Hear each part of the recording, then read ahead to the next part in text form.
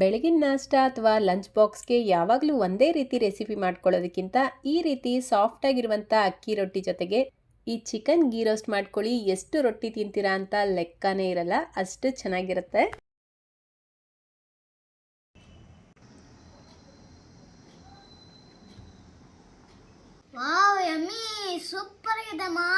So ಈ ಅಕ್ಕಿ ರೊಟ್ಟಿ ಮಾಡ್ಕೊಳ್ಳೋದಕ್ಕೆ ಯಾವುದಾದ್ರೂ ಒಂದು ಗ್ಲಾಸ್ ಅಥವಾ ಕಪ್ ಅಳತೆಗೋಸ್ಕರ ಇಟ್ಕೊಂಡು ಅದರಲ್ಲೇ ಅಳತೆ ಮಾಡ್ಕೊಳ್ಳಿ.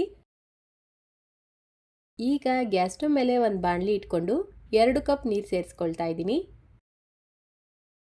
ಇದಕ್ಕೇನೆ ರುಚಿಗೆ ತಕ್ಕಷ್ಟು ಉಪ್ಪು, ಅರ್ಧ ಟೀ ಸ್ಪೂನ್ ಅಡುಗೆ ಎಣ್ಣೆ ಸೇರಿಸ್ಬಿಟ್ಟು ಕುದಿಯೋದಕ್ಕೆ ಬಿಡಬೇಕು.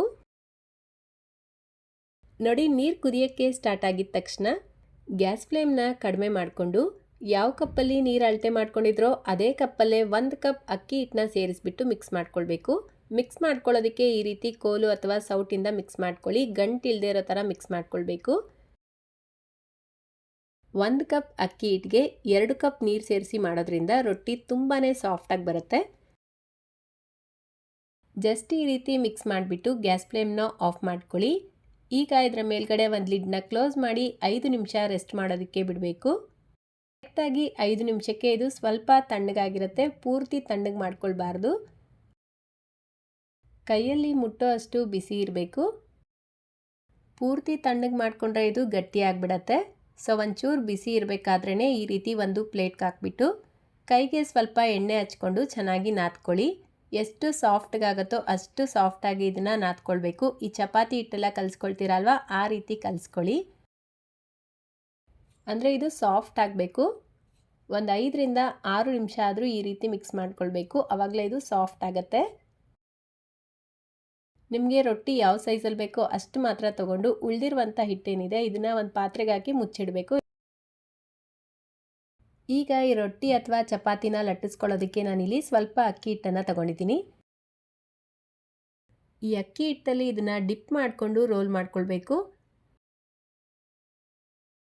ತುಂಬ ಪ್ರೆಸ್ ಮಾಡಿ ರೋಲ್ ಮಾಡೋಕ್ಕೆ ಹೋಗಬೇಡಿ, ಆ ರೀತಿ ಮಾಡಿದ್ರೆ ಅಂಟ್ಕೊಳ್ಳುತ್ತೆ. ಸೊ ನಿಧಾನಕ್ಕೆ ಪ್ರೆಷರ್ ಕೊಡ್ತಾ ರೋಲ್ ಮಾಡ್ಕೊಳ್ಬೇಕು.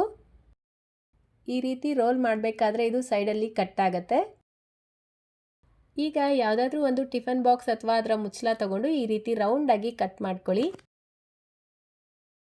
ಇದನ್ನು ತುಂಬ ತೆಳುವಾಗೂ ಇಲ್ದಿರ ಮಂದವಾಗೂ ಇಲ್ದಿರ ಈ ರೀತಿ ಮೀಡಿಯಂ ಥಿಕ್ನೆಸ್ನಲ್ಲಿ ಲಟ್ಟಿಸ್ಕೊಳ್ಬೇಕು. ತುಂಬ ತೆಳುವಾಗಿ ಲಟ್ಟಿಸ್ಕೊಂಡ್ರೆ ರೊಟ್ಟಿ ಗಟ್ಟಿ ಆಗಿಬಿಡತ್ತೆ. ತುಂಬ ಮಂದವಾಗಿ ಲಟ್ಟಿಸ್ಕೊಂಡ್ರೆ ರೊಟ್ಟಿ ಒಳಗಡೆ ಬೇಯಲ್ಲ, ಹಸಿಯಾಗೇ ಇರುತ್ತೆ. ಸೊ ತಿನ್ನೋಕ್ಕೂ ಅಷ್ಟು ಚೆನ್ನಾಗಿರಲ್ಲ. ಮೀಡಿಯಂ ಥಿಕ್ನೆಸ್ನಲ್ಲಿ ಲಟ್ಟಿಸ್ಕೊಂಡು ಇದನ್ನು ಬೇಯಿಸ್ಕೊಳ್ಬೇಕು. ನೋಡಿ, ತವ ಚೆನ್ನಾಗಿ ಬಿಸಿಯಾಗಿರಬೇಕು. ಹೈ ಫ್ಲೇಮಲ್ಲಿ ತವಾನ ಬಿಸಿ ಮಾಡಿಕೊಂಡು ರೆಡಿ ಮಾಡ್ಕೊಂಡಿರುವಂಥ ರೊಟ್ಟಿನ ಸೇರಿಸ್ಕೊಂಡು ಮೀಡಿಯಂ ಫ್ಲೇಮಲ್ಲೇ ಬೇಯಿಸ್ಕೊಳ್ಬೇಕು. ಒಂದು 10 ಸೆಕೆಂಡ್ ಆದಮೇಲೆ ಉಲ್ಟಾ ಮಾಡಿಕೊಂಡು ಎಣ್ಣೆ ಬೇಕಿದ್ರೆ ಸೇರಿಸ್ಕೊಳ್ಬೋದು, ಬೇಡ ಅಂದರೆ ಸ್ಕಿಪ್ ಮಾಡ್ಕೊಳ್ಬೋದು. ಎಣ್ಣೆ ಹಾಕಿಲ್ಲ ಅಂದರೂ ಇದು ಚೆನ್ನಾಗೇ ಬರುತ್ತೆ. ರೊಟ್ಟಿ ನೋಡ್ಬೋದು ನೀವು ಎಷ್ಟು ಚೆನ್ನಾಗಿ ಉಬ್ಬಿದೆ ಅಂತ. ಈ ರೊಟ್ಟಿನ ನೀವು ಎಷ್ಟೊತ್ತಿಟ್ಟರೂ ಗಟ್ಟಿಯಾಗಲ್ಲ, ತಣ್ಣಗಾದ್ಮೇಲೂ ಇದೇ ರೀತಿ ಸಾಫ್ಟಾಗೇ ಇರುತ್ತೆ. ಸೊ ಲಂಚ್ ಬಾಕ್ಸ್ಗೂ ತೊಗೊಂಡೋಗ್ಬೋದು. ಸೊ ಇದೇ ರೀತಿ ಎಲ್ಲ ಅಕ್ಕಿ ರೊಟ್ಟಿಗಳನ್ನು ಮಾಡಿಕೊಂಡ್ರೆ ಆಯಿತು. ನೋಡಿದ್ರಿ ಅಲ್ವಾ ಎಷ್ಟು ಈಸಿಯಾಗಿ ಸಾಫ್ಟಾಗಿರುವಂಥ ರೊಟ್ಟಿನ ಮಾಡ್ಕೊಳ್ಬೋದು ಅಂತ. ನೀವು ಮನೇಲಿ ಟ್ರೈ ಮಾಡಿ. ಇದಕ್ಕೆ ಬೆಸ್ಟ್ ಕಾಂಬಿನೇಷನ್ ಅಂದರೆ ಈ ಚಿಕನ್ ಗೀ ರೋಸ್ಟ್. ನಿಮಗೆ ನಾನ್ ವೆಜ್ ಇಷ್ಟ ಆಗಲ್ಲ ಅಂದರೆ ವೆಜ್ ಗ್ರೇವೀಸ್ ಜೊತೆಲೂ ಟೇಸ್ಟ್ ಮಾಡ್ಬೋದು, ಚೆನ್ನಾಗಿರುತ್ತೆ. ಸೊ ಬನ್ನಿ ಈಗ ಚಿಕನ್ ಗೀ ರೋಸ್ಟ್ ಯಾವ ರೀತಿ ಮಾಡೋದು ಅಂತ ನೋಡೋಣ. ಈ ಚಿಕನ್ ಗೀ ರೋಸ್ಟ್ ಮಾಡ್ಕೊಳ್ಳೋದಕ್ಕೆ ನಾನಿಲ್ಲಿ 1 kg ಚಿಕನ್ ತೊಗೊಂಡಿದ್ದೀನಿ. ಚಿಕನ್ಗೆ ಸ್ವಲ್ಪ ಉಪ್ಪು ಮತ್ತು ಅರಿಶಿನ ಹಾಕ್ಬಿಟ್ಟು ನೀಟಾಗಿ ತೊಳೆದಿಟ್ಕೊಳ್ಳಿ. ಇದಕ್ಕೇನೆ ಈಗ ಅರ್ಧ ಟೀ ಸ್ಪೂನ್ ಅಚ್ಕಾರದ ಪುಡಿ, 1/4 ಟೀ ಸ್ಪೂನ್ ಅರಿಶಿನ, ರುಚಿಗೆ ತಕ್ಕಷ್ಟು ಉಪ್ಪು, 4 ರಿಂದ 5 ಟೇಬಲ್ ಸ್ಪೂನ್ ಮೊಸರು, ಅರ್ಧ ಟೀ ಸ್ಪೂನ್ ಶುಂಠಿ ಬೆಳ್ಳುಳ್ಳಿ ಪೇಸ್ಟ್, ಇದೆಲ್ಲವನ್ನು ಸೇರಿಸ್ಕೊಂಡು ಒಂದ್ಸಲ ಚೆನ್ನಾಗಿ ಮಿಕ್ಸ್ ಮಾಡಿ ಅರ್ಧ ಗಂಟೆ ನೆನೆಸಿಡಬೇಕು. ಟೈಮ್ ಇದ್ದರೆ 1 ಗಂಟೆ ಬೇಕಿದ್ರೂ ನೆನೆಸಿಡ್ಬೋದು. ಈಗ ಗ್ಯಾಸ್ ಸ್ಟವ್ ಮೇಲೆ ಒಂದು ಪಾತ್ರೆ ಇಟ್ಕೊಂಡು ಅರ್ಧ ಟೀ ಸ್ಪೂನ್ ಜೀರಿಗೆ, ಅರ್ಧ ಟೀ ಸ್ಪೂನ್ ಕಾಳು ಮೆಣಸು, 1/4 ಟೀ ಸ್ಪೂನ್ ಸೋಂಪು ಕಾಳು, 1/4 ಟೀ ಸ್ಪೂನ್ಗಿಂತ ಸ್ವಲ್ಪ ಕಡಿಮೆ ಮೆಂತ್ಯ ಕಾಳು, 1 ಪೀಸ್ ಚಕ್ಕೆ, 4 ರಿಂದ 5 ಲವಂಗ, 1 ಏಲಕ್ಕಿ, ಅರ್ಧ ಸ್ಟಾರ್ ಹೂವು, 1 ಟೇಬಲ್ ಸ್ಪೂನ್ ಧನಿಯಾ ಕಾಳನ್ನ ಸೇರಿಸ್ಕೊಂಡು ಇದೆಲ್ಲವನ್ನು ಜಸ್ಟ್ ಒಂದು 2 ಸೆಕೆಂಡ್ ರೋಸ್ಟ್ ಮಾಡಿಬಿಟ್ಟು ಒಂದು ಮಿಕ್ಸರ್ ಜಾರ್ಗೆ ಸೇರಿಸ್ಕೊಳ್ಳಿ. ಈಗ ಅದೇ ಪಾತ್ರೆಗೆ 7ರಿಂದ 8 ಬ್ಯಾಡಗೆ ಮೆಣಸಿನ್ಕಾಯಿ, 3ರಿಂದ 4 ಗುಂಟೂರು ಮೆಣಸಿನ್ಕಾಯಿನ ಸೇರಿಸ್ಕೊಂಡು ರೋಸ್ಟ್ ಮಾಡ್ಕೊಳ್ಬೇಕು. ನಿಮ್ಮ ಖಾರಕ್ಕೆ ತಕ್ಕಂತೆ ಗುಂಟೂರು ಮೆಣಸಿನ್ಕಾಯಿ ಕಡಿಮೆ ಅಥವಾ ಜಾಸ್ತಿ ಸೇರಿಸ್ಕೊಳ್ಬೋದು. ನೋಡಿ, ಇದೂ ಅಷ್ಟೇ ಜಸ್ಟ್ ಒಂದು 2 ಸೆಕೆಂಡ್ ರೋಸ್ಟ್ ಮಾಡಿಕೊಂಡು ಅದೇ ಮಿಕ್ಸರ್ ಜಾರ್ಗೆ ಸೇರಿಸ್ಬಿಟ್ಟು ತೆಗೆದಿಟ್ಕೊಳ್ಬೇಕು. ಸೇಮ್ ಪಾತ್ರೆಗೆ 2 ಟೇಬಲ್ ಸ್ಪೂನ್ ಎಣ್ಣೆ, 3 ಟೇಬಲ್ ಸ್ಪೂನ್ ತುಪ್ಪ ಸೇರಿಸ್ಕೊಳ್ತಾ ಇದ್ದೀನಿ. ನೀವು ಬೇಕಿದ್ರೆ ಬರೀ ತುಪ್ಪ ಉಪಯೋಗಿಸೇ ಮಾಡ್ಕೊಳ್ಬೋದು. ಇದಕ್ಕೇ ಒಂಚೂರು ಕರಿಬೇವಿನ ಎಲೆ ಸೇರಿಸ್ಕೊಂಡು ಅರ್ಧ ಗಂಟೆ ಮುಂಚೆ ನೆನೆಸಿಟ್ಕೊಂಡಿರುವಂಥ ಚಿಕನ್ ಸೇರಿಸ್ಕೊಳ್ಳಿ. ಈ ಚಿಕನ್ ಸೇರಿಸ್ಬಿಟ್ಟು ಒಂದ್ಸಲ ಮಿಕ್ಸ್ ಮಾಡಿ ಲೋ ಫ್ಲೇಮ್ನಲ್ಲೇ 10 ನಿಮಿಷ ಬೇಯಿಸ್ಕೊಳ್ಬೇಕು. ಇನ್ ಬಿಟ್ವೀನ್ ಮಿಕ್ಸ್ ಮಾಡ್ಕೊಳ್ತಾ ಬೇಯಿಸ್ಕೊಳ್ಳಿ. ಈಗ ನಾವು ಫ್ರೈ ಮಾಡ್ಕೊಂಡಿರುವಂಥ ಎಲ್ಲ ಪದಾರ್ಥಗಳು ಸ್ವಲ್ಪ ತಣ್ಣಗಾಗಿರುತ್ತೆ. ಇದರ ಜೊತೆಗೇ ಸ್ವಲ್ಪ ಹುಣಸೆ ಹಣ್ಣು ಸೇರಿಸ್ಕೊಳ್ತಾ ಇದ್ದೀನಿ. ಒಂಚೂರು ಸೇರಿಸ್ಕೊಳ್ಳಿ, ಜಾಸ್ತಿ ಸೇರಿಸಬಾರ್ದು. 1/4 ಟೀ ಸ್ಪೂನ್ ಬೆಲ್ಲ ಅಥವಾ ಸಕ್ಕರೆ ಸೇರಿಸ್ಕೊಂಡು ಅರ್ಧ ಟೀ ಸ್ಪೂನ್ ಶುಂಠಿ ಬೆಳ್ಳುಳ್ಳಿ ಪೇಸ್ಟ್ ಸೇರಿಸ್ಬಿಟ್ಟು ಬೇಕಾದಷ್ಟು ನೀರು ಸೇರಿಸಿ ನುಣ್ಣಗೆ ರುಬ್ಕೊಳ್ಳಿ. ನೋಡಿ, ಮಸಾಲೆ ಪೇಸ್ಟ್ನ ಈ ರೀತಿ ನುಣ್ಣಗೆ ರುಬ್ಬಿ ತೆಗೆದಿಟ್ಕೊಳ್ಬೇಕು. ಈಗ ನಾವು 10 ನಿಮಿಷ ಮುಂಚೆ ಇಟ್ಟಿರುವಂಥ ಚಿಕನ್ ನೋಡೋಣ.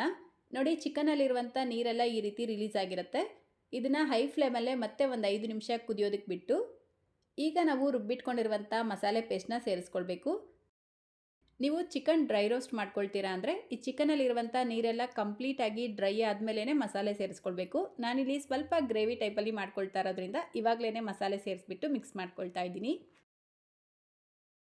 ಈಗ ಈ ಮಸಾಲೆನ ಈ ರೀತಿ ಚೆನ್ನಾಗಿ ಮಿಕ್ಸ್ ಮಾಡಿಬಿಟ್ಟು ಟೇಸ್ಟ್ ಚೆಕ್ ಮಾಡ್ಕೊಳ್ಳಿ. ಉಪ್ಪು ಅಥವಾ ಖಾರ ಕಡಿಮೆ ಇದ್ದರೆ ಇವಾಗ ನೀವು ಸೇರಿಸ್ಕೊಳ್ಬೋದು. ಮತ್ತೆ ಒಂದು 5 ನಿಮಿಷ ಇದನ್ನು ಹೈ ಫ್ಲೇಮಲ್ಲೇ ಕುದಿಯೋದಕ್ಕೆ ಬಿಡಬೇಕು.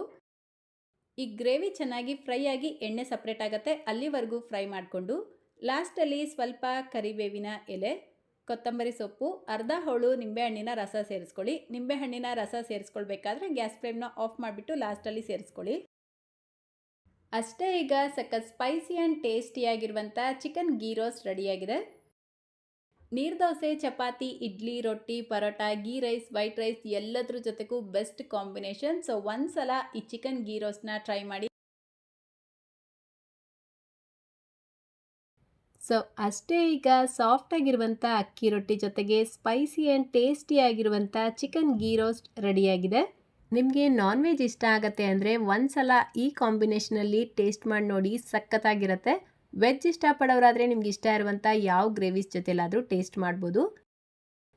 ಸೊ ರೆಸಿಪಿ ಇಷ್ಟ ಆಯಿತಾ? ಇಷ್ಟ ಆಗಿದ್ರೆ ಲೈಕ್, ಶೇರ್, ಕಮೆಂಟ್ ಮಾಡೋದನ್ನು ಮರಿಬೇಡಿ. ನಮ್ಮ ಚಾನಲ್ನ ಹೊಸದಾಗಿ ನೋಡ್ತಾ ಇದ್ರೆ ಸಬ್ಸ್ಕ್ರೈಬ್ ಮಾಡ್ಕೊಳ್ಳಿ. ಫೇಸ್ಬುಕ್ಕಲ್ಲಿ ನೋಡ್ತಾ ಇದ್ರೆ ಫಾಲೋ ಮಾಡ್ಕೊಳ್ಳಿ ಅಂತ ಹೇಳ್ತಾ, ಇದೇ ರೀತಿ ಮತ್ತೊಂದು ಟೇಸ್ಟಿ ಆ್ಯಂಡ್ ಹೆಲ್ತಿ ರೆಸಿಪಿಯೊಂದಿಗೆ ಮತ್ತೆ ಸಿಗೋಣ. Thank you. Wow, yummy, super ಆಗಿದೆ ಮಾ. ನೀವು ಮನೇಲಿ ಮಾಡ್ಕೊಂಡು